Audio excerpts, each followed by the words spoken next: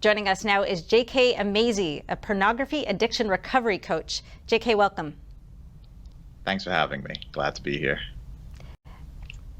Before you started helping others, you were addicted to pornography yourself. Tell us a bit of your journey. How did it start for you? Thanks for asking, Cindy. I've shared this story quite a bit. My first exposure to pornography, unfortunately, was at the age of 8. I ended up finding a pornographic magazine that was hidden by our nanny at the time. My parents were in the medical field and they were gone all day. And as a kid who hadn't hit puberty, it was just really shocking. So I knew it was something bad and wrong, and I'd probably get in trouble for it. But I had never been spoken to about it. So we didn't speak much about sex in our home. So there was just this chemical reaction I experienced, excitement, the taboo nature of it. And I just kept going back whenever I had the opportunity. When I hit puberty, about 13, 14 years old, and I discovered masturbation, that was when I realized I equated pornography to something really good. And unfortunately, as I went through my teenage years, I started using pornography as a coping mechanism. So breakups, rejections, bullies at school, anything that happened, low grades, bad grades, I could count on pornography to make me feel better. And over the years, that had a very negative impact on my life. When did you say to yourself, maybe I'm addicted and have a problem with this? When I was about 17 years old, and it was my first year in college, I realized that I was spending an inordinate amount of time on pornography. Like I could start at 10 p.m. at night and keep watching pornography till about 3 a.m. in the morning. Sounds crazy, but there are a lot of men, unfortunately, today who do that. When I realized that I was spending my money on chat rooms with women to see them naked, and a few times I hit my credit limit on my card, and I couldn't pay my rent, and I had to reach out to my mom and tell her that my account was overdrawn again. So I would say it was a gradual process. You know, parents asking me what was wrong, always being broke, not having a dating life. And eventually, I started experiencing some of the physical side effects. One of those things is called, I didn't know what it was then, but it's PIED, which is porn-induced erectile dysfunction, which meant that I could not have normal, intimate situation with a real-life human partner. I only could when I was viewing pornography virtually. And is the addiction part something you ever talked about with your peers or heard about from any source? That's the interesting thing about struggling with something like this. Due to the shame and the stigma that's attached to pornography and certain sexual behaviors, it's very difficult to talk to anyone about it. In fact, one of the characteristics of pornography addiction is the shame that you experience, because in your head you think that everybody else watches it and it's so pervasive, but you feel that you're the only one who is not able to control yourself, and that makes you feel quite helpless.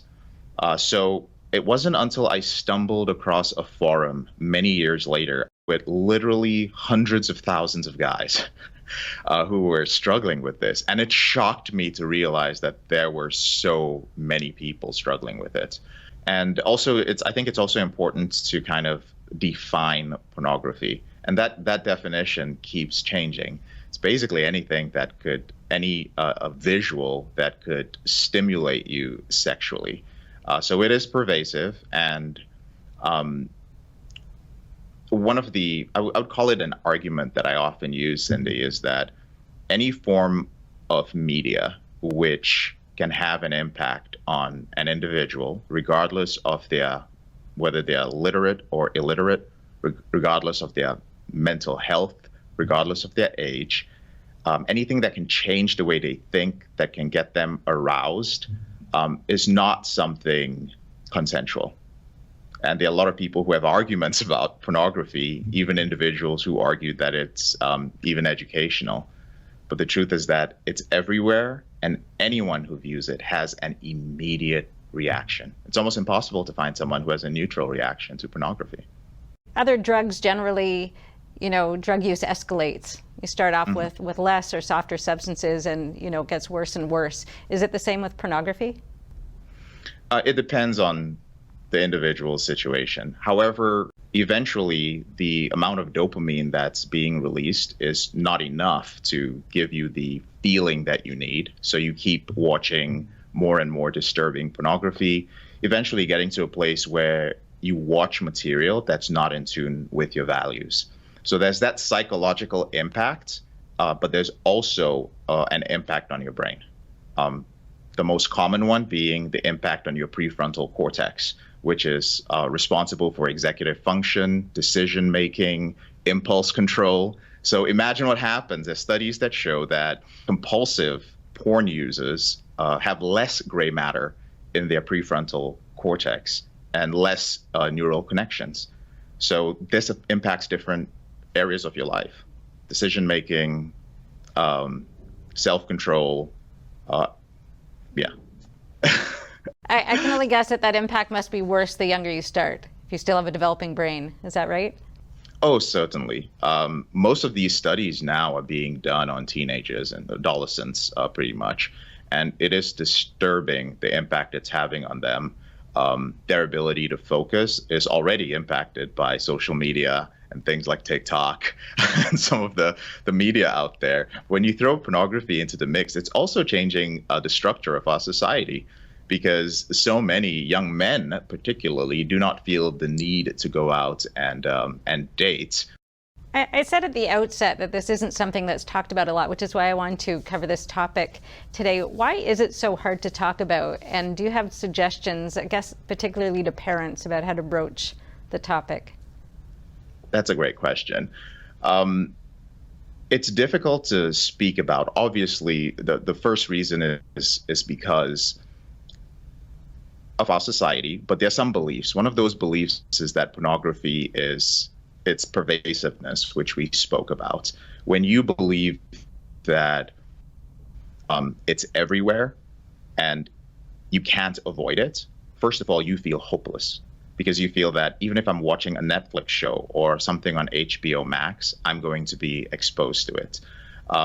Another thing is when you believe that talking about sex or doing certain things is bad and you shouldn't do that, well, that only brings about shame. And the more you engage in this, the more shame that it cultivates. This doesn't just affect the porn user. It affects parents and those who are close to the porn user, because they also experience shame. They don't know how to speak about it with their kids or with their partners. The advice that I give clients, and often a lot of parents who end up in our inbox and getting on calls with our coaches, is to let them know that it's sad to say, and it's very difficult for me to say this, but if you are a parent, it is not a matter of if your child is going to be exposed to pornography. It's really a matter of when. And the way to have the conversation is not to demonize pornography or make it something that is bad, because that will bring up shame, but to realistically let them know the damaging impact of pornography on their life and on intimacy and building a relationship. Is finding out what they ideally want. Like they might say, like, yeah, I want to live happily ever after with this person. Say, well, porn will take that away from you. And it's not real. That's the most important thing. It's not education. It's not real. It may feel good, but that's a trick and that's not reality. That's actually a really important point, because I was looking at some statistics earlier, and a survey of young adults showed that about a quarter of them thought pornography was helpful in learning about how to have sex, and over half the boys and over a third of the girls believe that pornography was a realistic depiction of sex. JK, if people watching this think they have a problem or know someone who has a problem, what's the first step? What should they do? Well, the first step is having a conversation with your partner, your friend, your child, whoever that is, about this, and asking them about their porn use. And a lot of times, due to the shame, that loved one or that person might be quite resistant to this. So it's helpful to give them some access to some resources that could educate them on the dangers of pornography. There are great websites out there. One of those that I'm not affiliated with, but has probably some of the best research on and points on this is a site called Your Brain on Porn. And of course, I'll plug my podcast, which is called the Porn Reboot podcast with 400 episodes, where I talk about how you can end your out of control sexual behavior and how you can help your loved one do that. Finally, there's also the option of therapists. And if anyone's seeking a therapist, it's very important to find a therapist who is trained or has experience with sexually compulsive behaviors. So specifically look for a certified sex addiction therapist, a CSAT, and it doesn't matter where you are in the world. Lots of therapists today are available via Skype or via Zoom. I will say one final thing that's very important. If your loved one is viewing pornography, let's say you're a spouse of a loved one, I want to make it clear that you're not the problem. It's not you. You didn't do anything wrong. It's just that pornography is so powerful and so pervasive, and it's helpful to understand that so you can manage some of the emotions that come with it. All right. Thank you so much, JK. Appreciate your time. I appreciate you having me. Coming up next, the connection between pornography and sex trafficking. But first, in America Q&A, we ask if you think pornography is harmful to those who watch it. No. No, I don't think so. No, I don't think so. It's causing some mental changes in our society for sure. Absolutely. Not necessarily. I think it promotes violence and sex trafficking. I agree. 100% not good. Yeah, I don't want to answer that. It's like an addiction, I think, and they're probably trying to escape something. It can consume your day. I'm sure it's very addicting. And especially for our young children who have such easy access with phones and everything, I think it's very harmful. Probably depends on the degree. Yes. No, it's not harmful. I feel like it's a choice whether you want to do it or not. Yeah, it's personal choice. No comment. It messes with anybody psychologically. That's more of a mental thing, I would say. I have no opinion on that. No, I don't either. Everyone's got their choice in life, not with children. That's ridiculous. No. Depending how you go about it. There are things in porn that sets higher standards for what's expected in the bedroom. No, I don't. It might change you, but is it for the negative or the positive? I don't know, and I won't judge someone for any of their actions. It just like disables you. The younger generation that we have now, that's all they know. You couldn't see anything that wasn't inappropriate, that was inappropriate unless you watched Channel 13. I have no idea, but when you get down to children, we're supposed to protect them. Some people can be hurt by it. Just everything in moderation.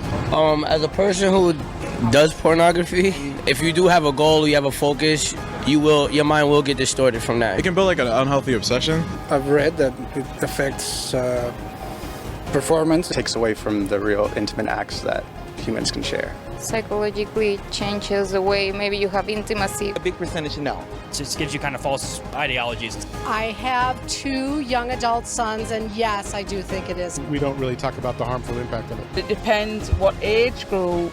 Like my mom said, it does depend on the age. You've seen one, you've seen it all. Don't look too much into it.